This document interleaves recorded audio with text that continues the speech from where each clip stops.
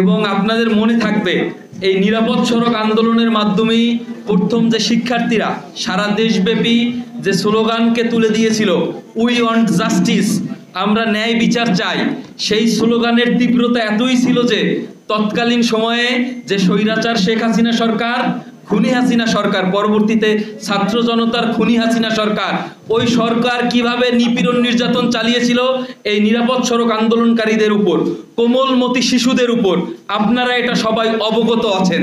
একদম বাচ্চা বাচ্চা শিশুদের উপর তার ওই গুন্ডা যুবলীগ, ছাত্রলীগ, স্বেচ্ছাসেবক লীগ, আওয়ামী লীগ, এমনকি ওই সময়ে পুলিশ বাহিনীকে, প্রশাসনকে ব্যবহার করা হয়েছিল এই নিরাপদ সড়ক আন্দোলনকারীদেরকে থামানোর জন্য, তাদেরকে আটকানোর জন্য।